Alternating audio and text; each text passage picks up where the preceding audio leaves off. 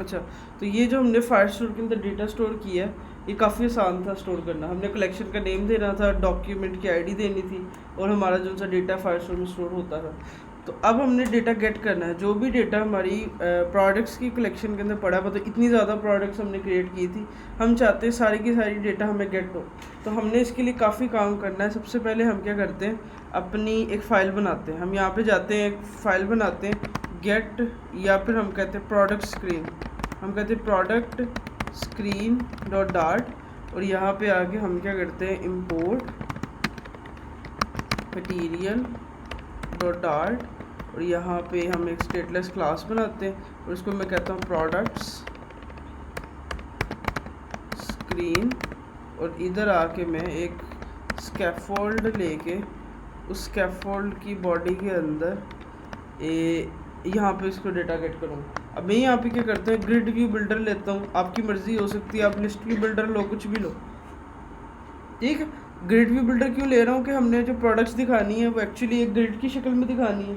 आपका डिज़ाइन कुछ भी हो सकता है, क्या कर सकते हैं, आपने कुछ तो डिज़ाइन बनाना है ना, ग्रिड में बनाना है, लिस्ट में बनाना, लिस्ट व्यू बिल्डर यूज़ करना है, ग्रिड व्यू बिल्डर यूज़ करना, वो आपकी मर्ज़ी है। मैं इधर अपनी मर्ज़ी के मुताबिक ग्रिड व्यू यूज़ करूँ, क्योंकि जो प्रोडक्ट्स ऐड होंगे वो ग्रिड में ऐड होंगी, तो ग्रिड व्यू सही। अगर ग्रिड व्यू नहीं करना तो लिस्ट व्यू भी चलेगा, हमें कोई इशू नहीं है। मैं यहाँ पर लिस्ट, हाँ मैं इधर ग्रिड व्यू चलो यूज़ कर लेता हूँ, ठीक है। ग्रिड व्यू बिल्डर के बाद हमें क्या करना होता है, यहाँ पे डेलीगेट देना होता है। हम यहाँ पे कहते हैं स्लाइवर फिक्स्ड काउंट, ये रहा, ठीक है। और यहाँ पे आके मैं कहता हूँ कि एक रो के अंदर 3 दिखा देना, ठीक है। उसके बाद इसको स्पेसिंग दे देते हैं। मैं कहता हूँ मेन एक्सिस स्पेसिंग 10, उसके बाद क्रॉस एक्सिस स्पेसिंग 10 लेट से, ठीक है। और ये हमारा ग्रिड व्यू का जो बेसिक था वो हमने यहाँ पे दिया। फिर यहाँ पे हम लिखते थे इसका कॉन्टेक्स्ट और इंडेक्स, ये कॉन्टेक्स्ट और इंडेक्स, और यहाँ पे रिटर्न, और यहाँ पे अपना डिज़ाइन बनाते थे। तो मैं यहाँ पे एक कंटेनर लेता हूँ, उस कंटेनर के अंदर एक चाइल्ड लेता हूँ, उस चाइल्ड के अंदर एक कॉलम लेता हूँ, उस कॉलम के अंदर इस कॉलम के अंदर चिल्ड्रन लेता हूँ, और चिल्ड्रन के अंदर अब मैं सारा काम करूँगा, ठीक है। अब यहाँ पे क्या हुआ, हमारी ये ब्रैकेट्स इशू कहीं पे आया, हम यहाँ पे इनको सेटल करते हैं, ठीक है, ठीक है।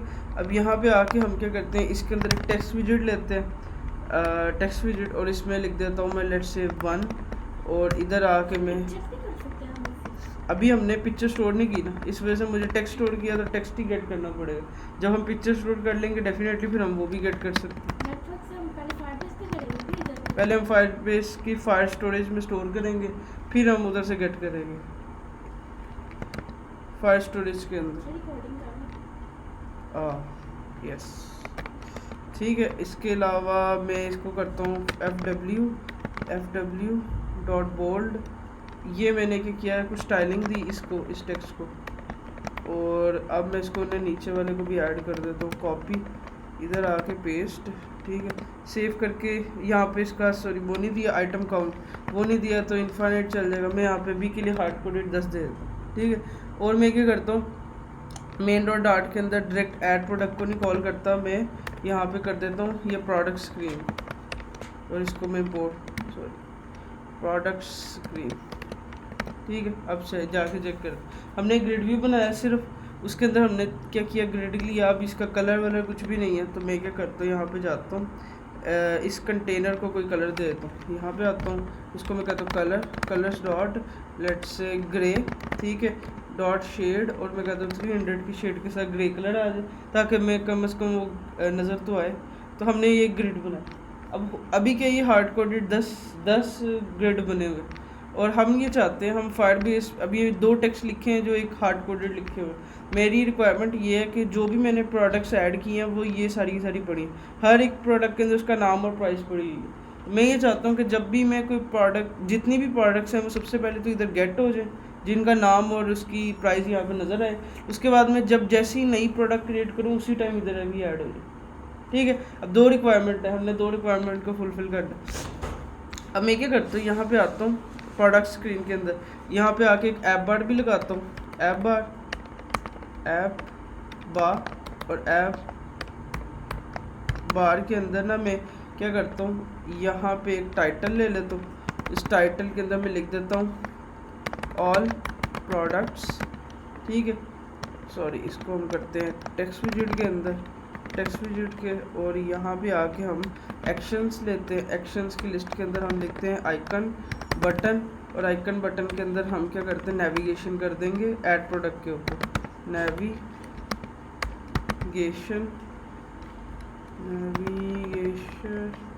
नेविगेटर डॉट पुश पुश, और यहाँ पे हम उसे बता देंगे कहाँ पे पुश करना है, मटेरियल पेज राउट, और यहाँ पे हम क्या करेंगे, बिल्ड, और ये हमने इसको स्क्रीन के ऊपर कर दिया ऐड प्रोडक्ट स्क्रीन, ये। और आइकन में मैं कर देता हूँ icons dot add, let's say check करो तो क्या किया मैंने, सिर्फ और सिर्फ क्या किया, यहाँ पे एक ऐड का बटन ऐड किया, तो ये ऐड का बटन अब वो बिल्कुल पीछे है, तो मैं इसको थोड़ा चेंज करता हूँ। इसका जो कलर है ना, उसको लेट्स से मैं कलर डॉट रेड कर देता हूँ, और इसका जो साइज़ है ना उसको बढ़ा देता हूँ।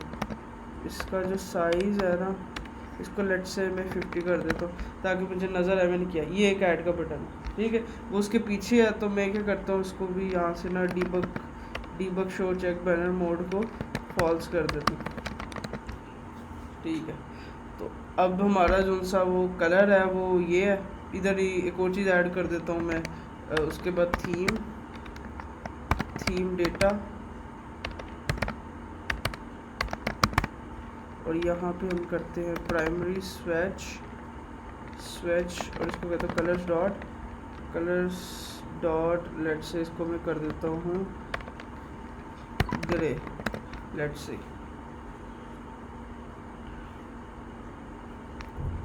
ओके। एक इसका कलर दूसरा colours dot red, let's say, एक होगा कलर आ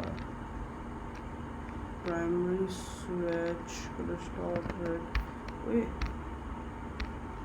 चलो जो भी है, अब हम देखते हैं क्यों नहीं हो। चलो अब हम जाते हैं इधर, ठीक। अच्छा, अब हुआ क्या, ये प्लस का बटन है, जब मैं इस पे जाऊंगा मेरे पास एक स्क्रीन होगी ऐड प्रोडक्ट की, मैं यहाँ से प्रोडक्ट ऐड करूँगा, जैसे ही मैं बैक आऊँगा यहाँ पे प्रोडक्ट सारी की सारी ऐड हुई होगी। अभी इधर सारी की सारी हार्ड कोडेड प्रोडक्ट्स है। हम ये चाहते हैं कि ये प्रोडक्ट जो सी है वो हो जाए जो फायरबेस से आई है। असल काम यहाँ पे शुरू होता है।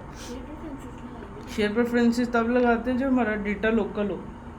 अब हमारा डेटा फायरबेस में पड़ा, तो शेयर प्रेफरेंसेस की हमें कोई ज़रूरत ही नहीं। शेयर प्रेफरेंसेस वो होती है जो हमारे फ़ोन की लोकल स्टोरेज में चीज़ें स्टोर होती हैं। तो अब हमारा डेटा कहीं ना कहीं सर्वर पे पड़ा, फायरबेस पे पड़ा, तो इस वजह से हमें फायरबेस से डेटा गेट करना है। अब सिंपल तरीका है, इसको लगाने के 2 से 3 तरीके हैं। सबसे पहला जो एक तरीका है ना फायरबेस के डेटा गेट करने का, वो है स्ट्रीम बिल्डर, ये स्ट्रीम बिल्डर। उसके अलावा एक इसके अंदर तरीका है फ्यूचर बिल्डर,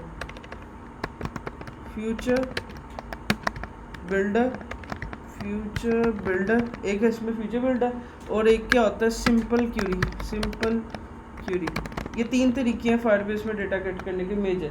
अगर आपको इनमें से कोई भी तरीका सूट करता है वो आपकी चॉइस होगी, ठीक है। सबसे पहला तरीका स्ट्रीम बिल्डर, इस पे काफ़ी टाइम लगेगा क्योंकि स्ट्रीम बिल्डर क्या होता है, सबका अपना फ़ायदा भी है ड्रॉबैक भी है। वो मैं बताता हूँ कैसे सबका फ़ायदा और ड्रॉबैक है। लेट्स से सबसे पहला स्ट्रीम बिल्डर। अब एक्चुअली स्ट्रीम का मतलब क्या होता है हमें ये पता होना चाहिए, व्हाट इज स्ट्रीम। इंटरव्यू में क्वेश्चन होता है कि स्ट्रीम बिल्डर और फीचर बिल्डर में क्या डिफरेंस होता है, ये दोनों के बीच में क्वेश्चन। दूसरा ये होता है कि व्हाट इज स्ट्रीम क्या होती है। स्ट्रीम बेसिकली होती है कॉन्टीन्यूस डेटा का फ्लो। मतलब लेट्स से हम देखते हैं कि वो इसकी एग्जांपल वो होती है कि जैसे आप एक पाइप लो और एक तरफ से वाटर को ऑन करो, तो आप देखोगे कि वो जो वाटर का फ्लो है वो कॉन्टीन्यूस होता है। अगर हम स्ट्रीम यूज़ करते हैं इसका मतलब ये है कि हम कॉन्टीन्यूस डेटा चाह रहे हैं, मतलब ये रियल टाइम डेटा चाह रहे हैं। जिससे हम किसी से चैटिंग कर रहे होते हैं, एक बंदे को मैसेज करते हैं, दूसरे बंदे को उसी टाइम मैसेज रिसीव होता है, वो कॉन्टीन्यूस मैसेज होता है। ऐसा नहीं होता कि कोई डिले होता है, कोई 1-2 सेकंड लगते हैं, वो इंटरनेट हो सकता है, बट ये नहीं होता कि हमारा डेटा डिले में जाएगा। बट अगर हम चाह रहे हैं हमारा डेटा कॉन्टीन्यूस हो, कॉन्टीन्यूस डेटा का फ्लो हो, मतलब रियल टाइम चेंज हो, रियल टाइम, तो हम स्ट्रीम को यूज़ करते हैं। अब स्ट्रीम को यूज़ करते हुए उन्होंने एक फ्लटर ने क्या किया, स्ट्रीम बिल्डर बना दी। जैसे हम फ्यूचर वो ग्रिड व्यू बिल्डर यूज़ करते हैं, लिस्ट व्यू बिल्डर यूज़ करते हैं, इसी तरह से इन्होंने क्या किया, एक स्ट्रीम बिल्डर भी बना दी। ठीक है, तो अब सबसे पहले हम क्या करेंगे, जिस भी चीज़ के ऊपर हमने अपना स्ट्रीम बिल्डर लगाना है, स्ट्रीम बिल्डर, इसका मतलब ये है हम यहाँ पर रियल टाइम डेटा गेट कर रहे हैं, तो हमने क्या करना है, सिर्फ उस विजिट को रैप कर देना है स्ट्रीम बिल्डर के अंदर। ठीक है, यहाँ पे अभी जैसे ग्रिड व्यू बिल्डर लगा है, तो हम क्या करेंगे, इस विजिट को रैप कर देंगे किसके अंदर, स्ट्रीम बिल्डर के अंदर। अब यहाँ पे लिखा है रैप विद द बिल्डर, हम यहाँ पे इसको सिलेक्ट करेंगे, रैप विद बिल्डर को, यहाँ पे हम सिलेक्ट करेंगे स्ट्रीम बिल्डर। ठीक है, हम क्या करेंगे, सिर्फ और सिर्फ जो भी विजिट हमें चाहिए, जिसके ऊपर हम डेटा कॉन्टिन्यूस गेट करना चाहते हैं, उसके ऊपर हम क्या करेंगे, स्ट्रीम बिल्डर को रैप कर देंगे। स्ट्रीम बिल्डर के 3 पैरामीटर्स होते हैं। सबसे पहला होता है कॉन्टेक्स्ट, दूसरा होता है स्नैपशॉट। अभी स्नैपशॉट क्या होता है, जब भी स्ट्रीम बिल्डर में डेटा आता है वो आपको इस वेरिएबल के अंदर आता है, इसका नाम कुछ भी हो सकता है। आप जितनी भी डॉक्यूमेंटेशन देखोगे आपको एक्चुअली ये स्नैपशॉट नज़र आएगा। स्नैपशॉट का मतलब ये होता है आपके जो डेटा होता है उसकी कॉपीज़ भी होती है। मतलब स्नैपशॉट आप जैसे वो स्क्रीनशॉट होता है, स्क्रीनशॉट आप किसी भी पिक्चर का ले लेते हो, उसका मतलब आप उसकी कॉपी अपने पास स्टोर कर लेते हो, तो हमारे डेटा का जो एक कॉपी होती है उसको हम स्नैपशॉट कहते हैं। तो एक्चुअली आपका जो डेटा है वो सारा का सारा यहाँ पे आ रहा है, इस वेरिएबल में आ रहा है, सेकंड वेरिएबल में। तो इसका नाम कुछ भी हो, जैसे वो ग्रिड व्यू बिल्डर के अंदर होता है, पहला जो सा होता है वो होता है कॉन्टेक्स्ट होता है, फिर दूसरा इंडेक्स होता है। तो आप दूसरे की जगह कॉन्टेक्स्ट होता है, दूसरे की जगह इंडेक्स होता है। तो इंडेक्स यहाँ कुछ भी रखो, वो इंडेक्स आई होता है। तो यहाँ पे बेसिकली जो सा स्नैपशॉट है ये एक एसिंक स्नैपशॉट है। ठीक है, तो हमें यहाँ पे इसकी टाइप डिफाइन करनी चाहिए कि यहाँ पे हमारा जो डेटा आ रहा है वो एसिंक स्नैपशॉट का आ रहा है। ठीक है, कुछ भी नहीं मैंने किया अभी तक, सिर्फ अपने ग्रिड व्यू बिल्डर को रैप किया है स्ट्रीम बिल्डर के अंदर। स्ट्रीम बिल्डर के साथ हमने क्या किया, उसके बिल्डर के अंदर 2 पैरामीटर होते हैं, कॉन्टेक्स्ट और स्नैपशॉट। उस स्नैपशॉट को मैंने टाइप दे दिया एसिंक स्नैपशॉट, मतलब इसकी टाइप बेसिकली एसिंक स्नैपशॉट है। हाँ भाई, आइए समझ। Okay, that's good.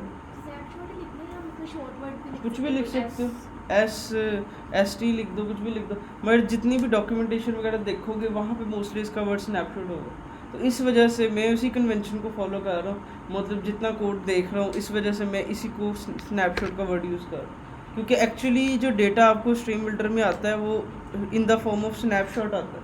तो उन्होंने इसी के नाम को यूज़ करके आगे डेटा ले रहे होते हैं। आप इधर कुछ भी लिख दो, ABC लिख दो, कुछ भी लिख दो, वो चलेगा। ठीक है। दूसरी बात, अब स्ट्रीम बिल्डर पे एरर आ रहा है। वो एरर क्या है, वो कह रहा है कि आपने जब भी स्ट्रीम बिल्डर यूज़ करना है, एक पैरामीटर उसको रिक्वायर्ड है स्ट्रीम का। वो कह रहा है अगर आप स्ट्रीम बिल्डर यूज़ करोगे, स्ट्रीम इज़ रिक्वायर्ड। अब स्ट्रीम बेसिकली इसमें मेन चीज़ है। आपने यहाँ पे क्या करना है, दूसरा पैरामीटर डालना है। जैसे वहाँ पे आइटम काउंट ऐड करते थे, यहाँ पे आते थे आइटम काउंट ऐड करते थे, ग्रिड डेलीगेट ऐड करते थे। इधर भी क्या है, वो कहता है मुझे क्या चाहिए, मुझे स्ट्रीम चाहिए। अब एक्चुअली यहाँ पे स्ट्रीम बिल्डर के अंदर एक स्ट्रीम की ऑप्शन है। अभी हमने देखा कि हमारी जो सी ये नीचे डेटा होता है वो स्ट्रीम होता है बेसिकली। तो स्ट्रीम बिल्डर क्या है, सिर्फ एक विजिट है जो बेसिकली स्ट्रीम से डेटा ले रही है। तो एक्चुअली ये सारा काम सिर्फ इस लाइन के लिए हो रहा है, ये वाली लाइन के लिए। यहाँ पे हमने सारी मेन लॉजिक लिखनी है। हमने यहाँ पे क्या करना है, अपना एंड पाथ देना है, हमने कहाँ से डेटा लेना। मतलब आपके पास लेट्स से आपने डेटा को गेट करना है, तो आपने बताना है कि आप कौन सी वाली रास्ते से डेटा लेना चाहते हो। तो हमने इसका पूरा उसका पाथ देना है कि यहाँ से डेटा लो। यहाँ पे आएंगे, काफ़ी आसान है। हमने यहाँ पे लिखा फायर स्टोर डॉट इंस्टेंस, जैसे हमने डेटा स्टोर किया था, डॉट कलेक्शन, जैसे हमने डेटा की कलेक्शन का नाम दिया था। अब वो कहता है कलेक्शन का नाम बताओ। अब मैं कहता हूँ मैंने डेटा को लिसन करना है प्रोडक्ट्स के अंदर से। अब मैं यहाँ पे आऊँगा और यहाँ पे कहूँगा प्रोडक्ट्स के अंदर जाओ। अब मेक श्योर इधर स्पेलिंग सही हो। प्रोडक्ट्स मतलब क्या करेगा, वो इस प्रोडक्ट्स की कलेक्शन इसको पकड़ेगा। क्या नहीं है इस कलेक्शंस की, आप इनको वेरिएबल्स में रखो, इनम्स में रखोगे नहीं तब बेहतर है। अभी तो हम ऐसा कर रहे हैं, इस वजह से मैं इसको लिख रहा हूँ, वरना मैं हमेशा इसको इनम में रखता हूँ, वरना गलती के चांसेस बहुत ज़्यादा है। फिर हम इसके आगे लिखते हैं डॉट स्नैपशॉट। ये सिर्फ एक वर्ड है। आपने क्या करना है, जिधर से भी डेटा फेच करना है, जिधर से भी डेटा फेच करना है उसकी कलेक्शन तक का पाथ देना, कलेक्शन तक का, और उसके आगे लिख देना है डॉट स्नैपशॉट, डेट्स इट। ये एक लाइन आपकी जो सी मेन लाइन है, ये एक लाइन की वजह से ही आपका सारा काम चल रहा है। मतलब अगर मैं इसको दोबारा से देखूँ, Firebase Firestore dot instance dot collection, आपने कलेक्शन बता दी कि कहाँ से डेटा लेना है, प्रोडक्ट्स में से लेना है, और एंड पे लिख दिया डॉट स्नैपशॉट्स। ये क्या करेगा, उसकी स्नैपशॉट्स को कैप्चर करेगा। स्नैपशॉट्स मतलब ये डेटा जितना भी, मतलब उनकी डॉक्यूमेंट्स को गेट करेगा, उसके अंदर का डेटा गेट करेगा, और एक एक स्नैपशॉट गेट करके इस वेरिएबल को देता रहेगा। ठीक है, मतलब स्नैपशॉट क्या है, हमारे डेटा की सारी कॉपी है। मतलब इस स्नैपशॉट के अंदर हमारा एक्चुअल सारा डेटा आएगा अभी। आई कि गई? Okay okay okay okay. अच्छा, अब जब भी स्नैपशॉट बेसिकली क्या होता है, स्नैपशॉट होता है कि हमारे जितना भी ये जो डेटा हमने स्टोर किया है इसकी कॉपी इसके अंदर होती है। ठीक है, तो जो भी हमारा डेटा है वो हमारा पड़ा होगा। अब मैं यहाँ पे लिखता हूँ आइटम काउंट, यहाँ पे मैं रिमूव करता हूँ, मैं कहता हूँ स्नैपशॉट डॉट डेटा। अब स्नैपशॉट डॉट डेटा की यूज़ कर रहा हूँ। स्नैपशॉट डॉट डेटा का मतलब ये है जितना भी स्नैपशॉट का डेटा है वो डेटा के अंदर दोबारा बजना।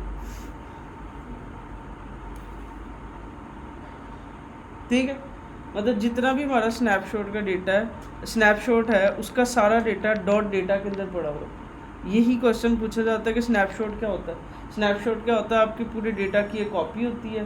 ठीक है, और उसका अगर आपने स्नैपशॉट का, उसके अंदर क्या क्या इन्फॉर्मेशन होती है, उसमें जितने भी हमारी कलेक्शन होती है उसकी सारी इन्फॉर्मेशन होती है। कलेक्शन का नाम क्या है, कलेक्शन का टाइम क्या है, कलेक्शन कब क्रिएट हुई, कि सारा का सारी इन्फॉर्मेशन होती है।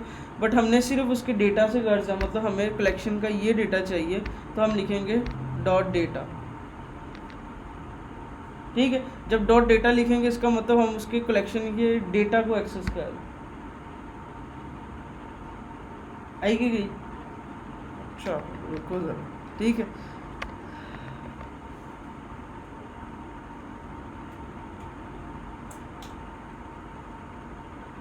ओके। अब यहाँ पे हम लिखते हैं डॉट डॉक्स डॉट लेंथ। अब डॉक्स क्या होती है, ये हम जब डेटा के अंदर आ गए, इसका मतलब बेसिकली हम आ गए इस कलेक्शन के अंदर। उधर से हमारे सारे डॉक्यूमेंट्स पड़े, हमने कहा कि हमारे जितने डॉक्यूमेंट्स की लेंथ है उतने स्ट्रीम बिल्डर दिखाओ, तो हमने डॉक्स डॉट लेंथ लिखा।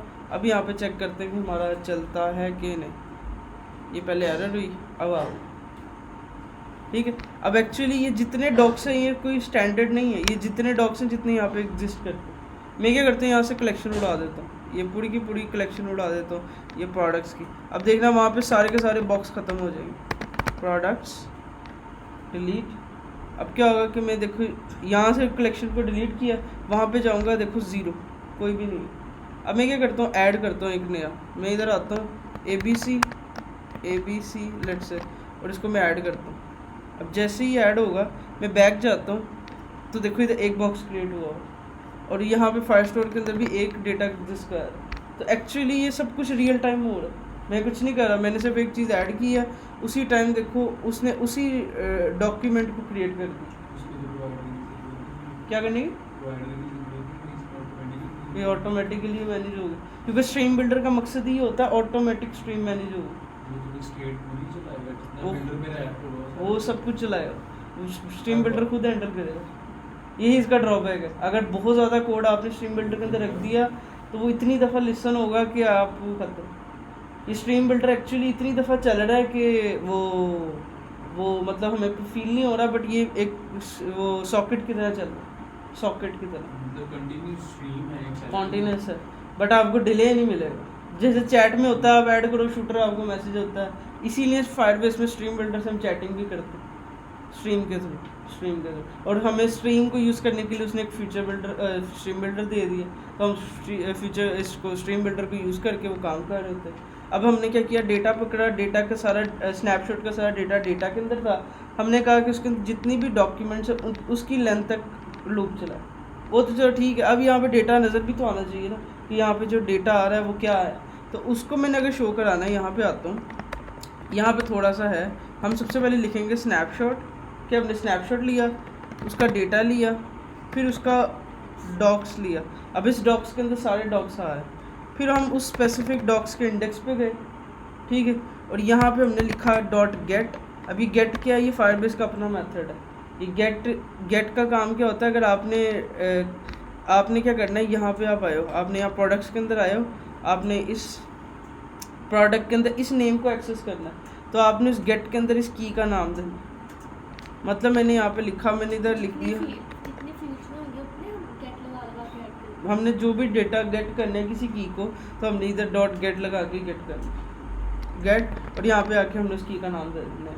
सेकंड वाला भी करेंगे, अभी मैं एक तो करके दिखाऊंगा। देखो ABC आ गया, इतनी शूटर हो रहा है काम कि हमें पता नहीं चल रहा। मैं दोबारा से इसको लिखता हूँ दोबारा से, चलो शुरू से मैं यहाँ पे आता हूँ, मैं लिखता हूँ snapshot dot data dot docs, सारे डॉक्स में से स्पेसिफिक इंडेक्स को गेट करो, और उस गेट करने के बाद उसकी प्राइस को शो करा दो।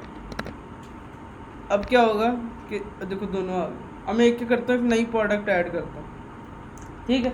अब मैं एक नई प्रोडक्ट ऐड करता हूँ न्यू नेम के साथ, मैं कहता हूँ XYZ और इसकी प्राइस लेट से है, ये कोई प्राइस है, ठीक है। जैसे ही ऐड करता हूँ प्रोडक्ट ऐड हो गई। अब मैं जैसे ही बैक के बटन पर प्रेस करता हूँ, उससे पहले वो जा चुकी,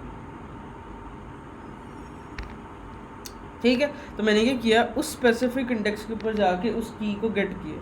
ये गेट का मेथड फायरबेस का, ये मेरा नहीं है, किसी का मेथड नहीं है। ये क्या करता है, उस स्पेसिफिक डॉक्स के अंदर से आप गेट का मेथड लगा के अपनी की का नाम देते हो कि मेरी की का नाम नेम है, मेरी की का नाम प्राइस है, मेरी की का नाम क्या है, आप उससे डेटा गेट कर लो।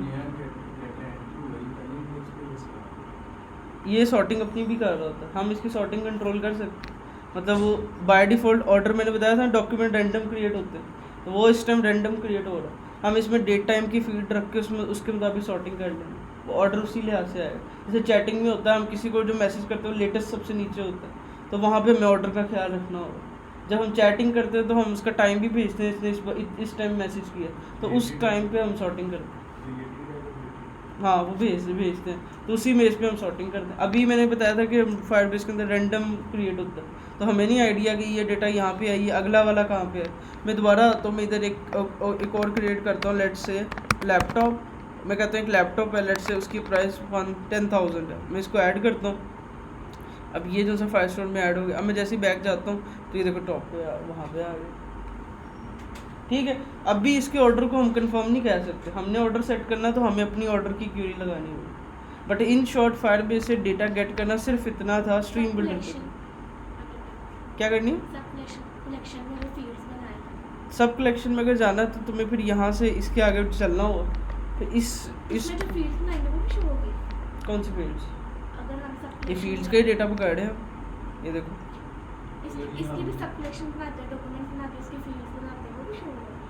हाँ जी। लेट्स से मैंने क्या करना है, इसकी आईडी भी शो करवानी, मैं दिखाता हूँ आपको। इसकी आईडी भी शो करानी, इसकी मैंने आईडी भी शो करानी। ये जो डॉक्यूमेंट है ना, इसकी आईडी पकड़नी, जो सवाल हमारा था, क्योंकि हम आईडी नहीं पकड़ पाएंगे तो हम सब कलेक्शन तक नहीं जा सकते। वो कैसे पकड़ेंगे, मैं अभी क्या करता हूँ, यहाँ पे एक तीसरा टेक्स्ट बनाता हूँ, ये वाला, और यहाँ पे सिर्फ आईडी पकड़ता हूँ। तो कलेक्शन में बार-बार आईडी पकड़ना, यही तो थोड़ा है। यहाँ पे सिर्फ हमने यहाँ पे लिखना आईडी, दैट्स इट। हमने कोई गेट नहीं लगाना, क्योंकि गेट क्या होता है, किसी की के लिए होता है।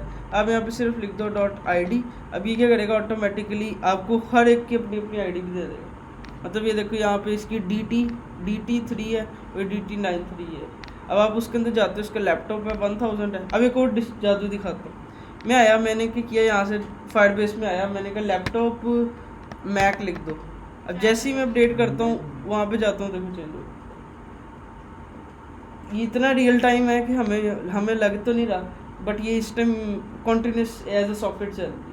अब मैं इधर से कुछ भी चेंज करता हूँ, मतलब वैल्यू चेंज करता हूँ, प्राइस चेंज करता हूँ, वट एवर कुछ चेंज करता हूँ, मैं इसकी प्राइस को 7000 कर देता हूँ। जैसे ही मैं अपडेट करता हूँ, मैं जाता हूँ वहाँ पे 7000। हाँ, हो सकता है। तो सिर्फ और सिर्फ हमने डेटा गेट करना था स्ट्रीम बिल्डर के थ्रू। ये है स्ट्रीम का फ़ायदा ही क्या होता है, स्ट्रीम में डेटा रियल टाइम आता है। रियल टाइम की एग्जांपल ये मैंने दिखाई। अब दूसरा क्या होता है, ये फीचर बिल्डर, इसमें डिफरेंस क्या होता है इंटरव्यू में, क्या सब कलेक्शन आईडी आपने दिया तो किस तरह, ये देखो ना, अभी आईडी आ गई है। अब लेट्स से मेरे पास ये आईडी आ गई। अब रिक्वायरमेंट ये है कि ये तुमने 3 प्रोडक्ट शो करवा दी। अब जैसे ही तुम किसी प्रोडक्ट को क्लिक करो तो तुम उसकी सब कलेक्शन के अंदर जाओ, इसको क्लिक करेंगे कोड पेज तो तुम एक नए पेज पे उसकी आईडी को लेके जाओगी। फिर तुम क्या करोगी, यहाँ पे आईडी कनेक्ट करोगी, यहाँ पे जो आईडी तुम आगे लेके आओगी वो यहाँ पर डॉक के अंदर उसकी आईडी कनेक्ट करोगी। मैं अभी करके दिखा दूंगा, अभी सिंपल तो पहले कर लो। अभी डेटा सिंपल गेट हो, ऐड हो, ये तो सिंपल काम हो जाए, कॉम्प्लेक्स चीज़ें तो आनी है अभी, ठीक है।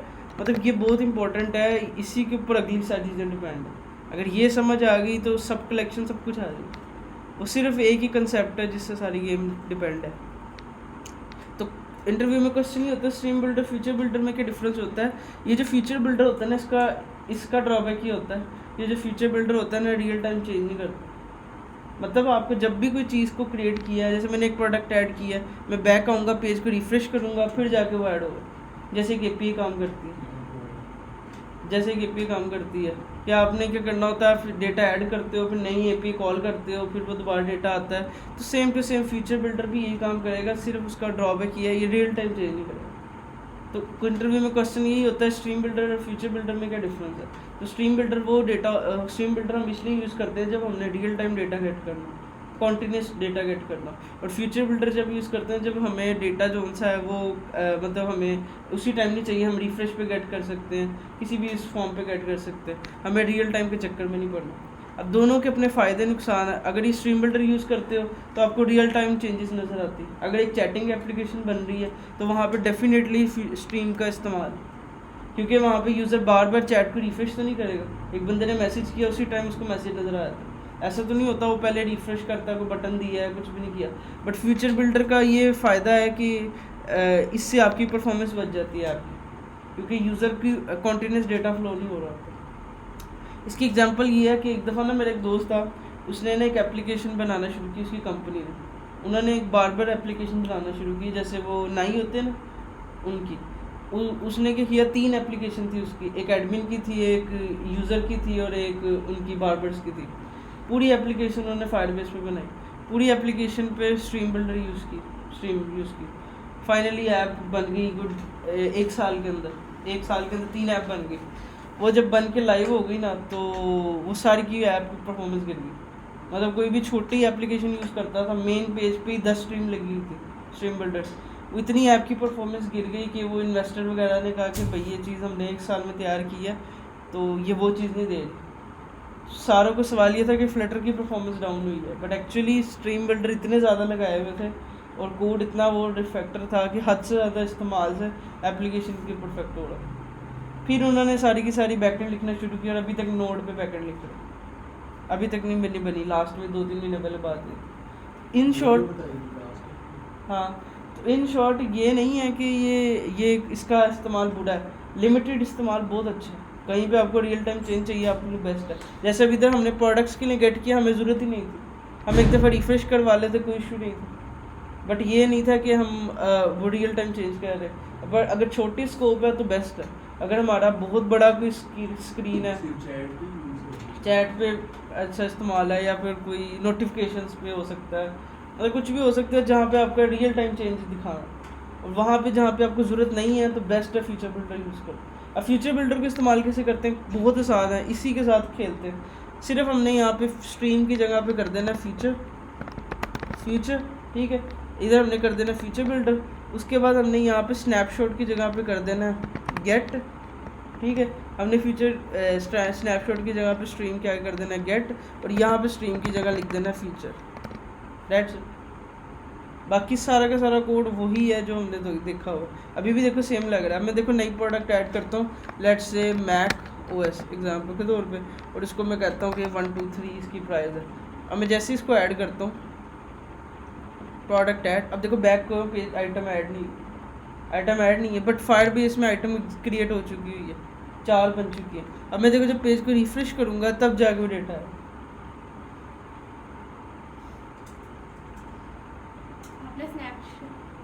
और बताता हूँ क्यों एरर आता है, ठीक है। ये है मैकओएस 13। अब देखो खुद ब खुद जो उनसी आइटम्स है ना वो लेट आ रही, तो फीचर बिल्डर का कोड और स्ट्रीम बिल्डर का कोड ऑलमोस्ट सेम है। सिर्फ डिफरेंस ये है, आपने फीचर की स्ट्रीम बिल्डर की फीचर बिल्डर लिख देना है, यहाँ पे स्ट्रीम की जगह फीचर लिख देना है, और एंड पे स्नैपशॉट की जगह गेट लिख देना है। ऑलमोस्ट सारा उसके अंदर भी स्नैपशॉट्स की होते जगह हैं, गेट क्यों लिखा क्योंकि यहाँ पे वो जो ये होता है फ्यूचर बिल्डर होता है, इसके अंदर जो डेटा होता है वो भी in the form of snapshots ही होता है। स्नैपशॉट होता है बस बेसिकली डेटा की कॉपी। तो यहाँ पे जो स्नैपशॉट्स होता है वो रियल टाइम स्ट्रीम की स्नैपशॉट ले रहा था।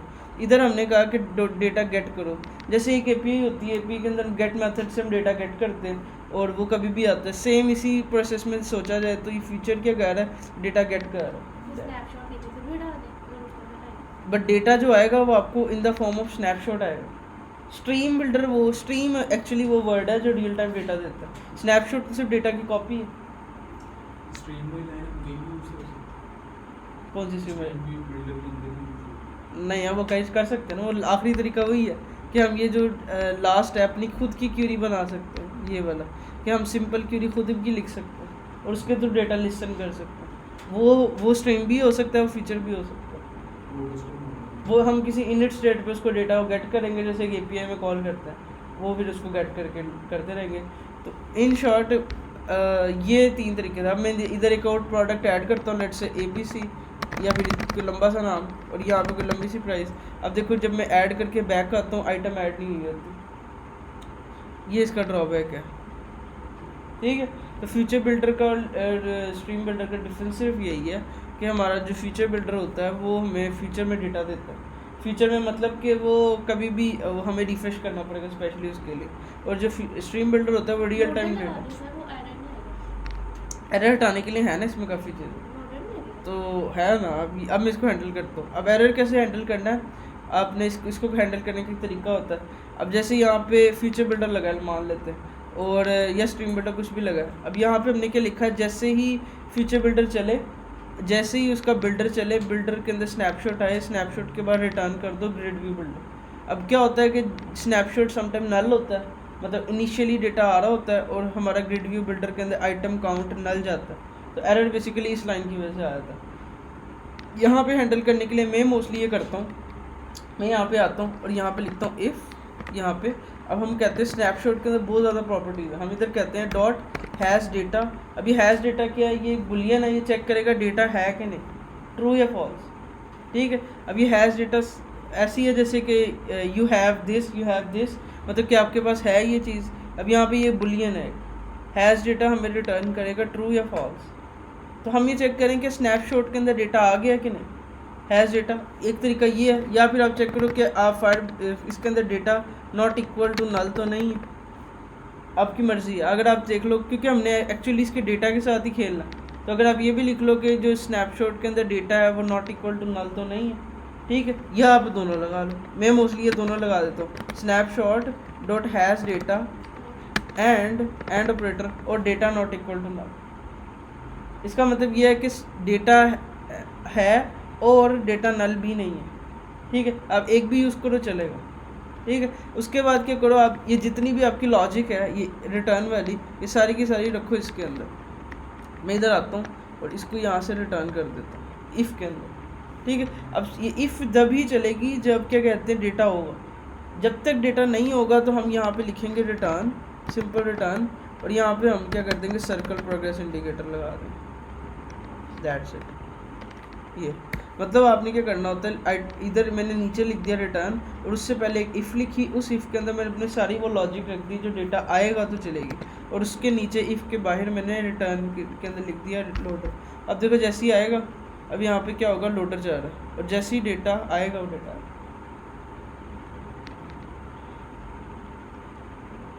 आएगी गई। हाँ हाँ आएगी गई। What is difference between stream builder और फीचर बिल्डर? स्ट्रीम बिल्डर जो रियल टाइम में चेंजेस करके देता है, और future स्ट्रीम और स्ट्रीम बिल्डर में क्या फ़र्क है? स्ट्रीम और स्ट्रीम बिल्डर आपका क्वेश्चन चेंज कर। हाँ चाहिए। स्ट्रीम में सारा डेटा आता है, मतलब जो हमारा अच्छा डेटा आता स्ट्रीम में, अच्छा कम ऑन। स्ट्रीम बिल्डर एक विजेट है, और स्ट्रीम असल वो है कि जिसमें हम फाइवर्स का डेटा गेट करते हैं, उसको होकर बाद में स्नैपशॉट के जरिए। ओके हाँ बिल्कुल सही बात है। स्ट्रीम बिल्डर जो उनसा है, फीचर बिल्डर एक विजेट है। एक्चुअली जो लाइन हमें डेटा दे रही है वो सिर्फ एक लाइन ये है ये लाइन आप कहीं अलग से ऊपर कॉल कर लो, डेटा आपको तब भी आएगा। बस ये क्या कर रहा है, खुद ब खुद मैनेज कर रहा है। जैसे ये इसने हमें फैसिलिटी दी है, डेटा है कि नहीं हम चेक लगा सकते हैं, जब तक नहीं है तो हम लोडर लगा सकते हैं। इधर और भी वैसे में डेटा किस फॉर्म में है, जिस फॉर्म में है? किसके अंदर, मतलब वैसे डेटा कोई भी दूरी का गेट करती है। हाँ अगर अगर अगर तुम ऐसे ही आएगा लाइन, पूरी लाइन जो है बिल्कुल वो तुम्हें ऐसे ही आएगा डेटा डॉट, फिर तुम्हें गेट करने के लिए तुम्हें नहीं, हमें तब स्नैपशॉट तो नहीं ना होगा हमारे पास। स्नैपशॉट तो नहीं होगा ना तुम्हारे पास, कोई भी Variable है। लिस्ट ऑफ ऑब्जेक्ट होंगे, बट तुम्हें डेटा गेट करने के लिए JSON डॉट होगा या लिस्ट होगा? लिस्ट ऑफ ऑब्जेक्ट, क्योंकि मल्टीपल डॉक्यूमेंट की डेटा होगा। JSON फॉर्म जेसन नहीं होगा एग्जैक्ट, वो जेसन नहीं होगा। अगर जेसन होता ना तो तुम्हें डॉट गेट ना लगाना की पड़ता। लिस्ट होगी, लिस्ट ऑफ ऑब्जेक्ट, हाँ डॉट की लिस्ट। डार्ट की लिस्ट नहीं होगी, वो एक क्यूरी स्नैपशॉट होगा, क्यूरी स्नैपशॉट। उसको ये गेट एक करने अपनी की type है। उसकी अपनी टाइप है, फिर हमें उसको डॉट गेट लगा के गेट करना होगा। अगर तुम्हें जेसन चाहिए वो भी मिल सकता है, उसके लिए तुम्हें क्या करना होगा, सिर्फ एक काम करना होगा। अगर तुम्हें जेसन चाहिए तुम यहाँ पे लिख दो डॉट डेटा, ये। अब इस डेटा के अंदर तुम इस तरह से की वैल्यू पेयर में जा सकते हो, डेटा का नेम, JSON आ जाएगी। ये डेटा के अंदर तुम्हें सारा डेटा आएगा, मतलब इसको वेरिएबल में स्टोर करो। इसको वेरिएबल में स्टोर करके तुम जो चाहे करो। अब इसको मैं अभी टेक्स्ट विजिट पे शो करा रहा हूँ, तो मैं इसको स्ट्रिंगिफाई कर देता हूँ ताकि नज़र तो आए। अब देखो ये सारा का सारा मैप आ रहा है।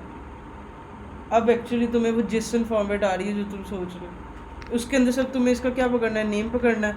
तो तुम क्या करो, इधर से आके इधर इसके आगे आके ये स्क्वायर ब्रैकेट, इधर इसका नेम पकड़ लो इस तरह से। तो एक्चुअली ये दो तरीके होते हैं, ये सिर्फ सबके नेम आ रहे हैं। अगर आपने सिर्फ एग्जैक्ट एक ही की पकड़नी है तो बेस्ट है आप ये गेट का मेथड यूज़ करो और की पकड़ो। और अगर आपको नहीं, आपने सारा डेटा जेसन से पकड़ के फेच करना है, तो आप क्या करो, इस तरह से डेटा का ऑब्जेक्ट बनाओ, ये डेटा का मेथड कॉल करो, उसके आगे जाके उसकी की को पकड़ लो। मतलब हमारे सारा डेटा जो उनसा वो ऊपर जेसन में आ रहा है, नीचे हमने आईडी दिखाई, उसके बाद एक नाम दिखाया, उसके बाद प्राइस दिखाई। बस क्या ऐड हो गया डेटा। वो अभी रुको, अभी तो पार्टी शुरू हुई है, बाकी खत्म हो गई। अभी अभी तो टाइम है 10:30 है। और भाई किधर जा रहा तू, किधर खड़ा, यार एकदम वो आने ही रहता है। क्या करा रहे, बैक का कंपटीशन हम करवा रहे हैं। किधर, चिनाब कॉलेज। क्या, चिनाब कॉलेज ये किधर है, शोर को किधर है, जंग से पीछे। तो क्या हो गया इतनी दूर। और वहाँ पे ना एक काफी बड़ा वो होता है एक्सपो, ओके उसमें कॉम्पिटिशन्स हैं, कॉम्पिटिशन हम कर रहे हैं। बाकी सारा कुछ अपनी कंपनियाँ वो हैंडल कर रही हैं, उन्हीं के साथ मीटिंग है आज। ओके, दैट्स गुड, ठीक है, इतना बहुत है, कोई इशू नहीं। हाँ, इधर डाटा टैब में तो कंट्रोल कर्ली ब्रैकेट्स आ रहे हैं। अगर कर्ली ब्रैकेट्स में अब मेरा डाटा ऐसे ही शो करवाना है, कोई भी कार्ड हो तो उसमें कर्ली ब्रैकेट्स तो नहीं आती। हाँ डेटा ऐसे नहीं होता ना, तो ये तो अभी मैंने सिर्फ ऐसा इधर शो करा दिया, तो मैं तो इधर दिखाना ही नहीं होगा, तो मैंने ऐसे भी शो करा दिया डेटा। तो तुम्हें इसका कोई ना कोई की चाहिए तो तुम उसकी की पकड़ लो, तो सारा डेटा नहीं चाहिए तो सारा इसका फायदा क्या, नीचे भी तो एक ही की पाते वो बिल्कुल ये फ़ायदा नुकसान है। इधर आपको सारा डेटा एक ही वेरिएबल में मिल गया, आप उसके साथ फिर एक एक की पकड़ते रहो। आप मॉडल बनाओ, मॉडल इधर डेटा से बनेगा ना कि इधर से बनेगा। इससे तो सिंगल ही ठीक है सर, ठीक है। इधर भी तो सिंगल सिंगल अभी भाईजान ये वो अप्रोच है जो अनप्रोफेशनल वे है। अभी सिर्फ हमने कोई मॉडल का यूज़ नहीं किया, हमने देखो इतनी इतनी बड़ी क्यूरी लिख दी। एक्चुअली हम एक वेरिएबल बनाते हैं, उसके थ्रू डेटा पकड़ते हैं। इधर हमने स्नैपशॉट की टाइप डिफाइन नहीं की, हम क्यूरी स्नैपशॉट टाइप डिफाइन करते हैं। मतलब ये बड़ा काम है। इसके अंदर एक और चीज़ होती है, अगर आपको एरर आ गया, मान लो आपको कोई एरर आ गई, तब क्या करोगे। यहाँ पे हम क्या करेंगे, एक और इफ़ कंडीशन लिख सकते हैं, स्नैपशॉट डॉट हैज़ एरर, मतलब एरर आ गया। अगर आपको एरर आ गया, बाई चांस फायरबेस से एरर आ गया, किसी से भी एरर आ गया, अब यहाँ पे अपनी मर्ज़ी का कोई टेक्स्ट दिखा सकते हो, 404 या जो भी, जैसा आपकी डिज़ाइनिंग होती है। आप इधर कोई भी एरर दिखा सकते हो, इंटरनेट चला गया, कुछ भी, नथिंग। आप इधर कुछ भी कर सकते हो, ओप्स एरर व्हाटएवर, ठीक है। अगर एरर आ गया तो आपकी ये वाली इफ चलेगी और इसके अंदर एरर दिखा देगा, ठीक है।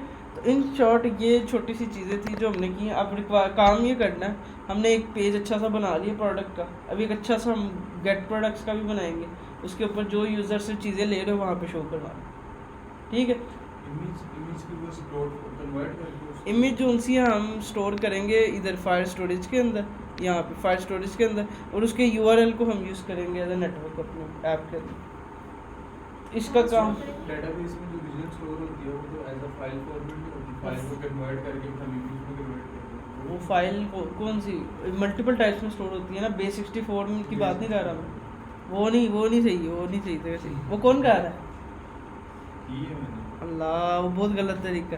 सर्वर की बेचारी बच जाती है। इधर भी कर सकते हैं हम बेस 64 लॉन्ग स्ट्रिंग तो में। सर्वर पे भी हम ऐसे ही करते हैं, यूआरएल पे सर्वर पे भी हम क्या करते हैं, वो मल्टी पार्ट में भेजते हैं। डेटाबेस में हो जाती है, डेटा बेस में डायरेक्टली स्टोर नहीं होती ना, ब्लॉब टाइप एक है उसके अंदर स्टोर तो कर सकते हो, बट वो लॉन्ग इमेज एसक्यूएल के अंदर एसक्यूएल के अंदर हाँ।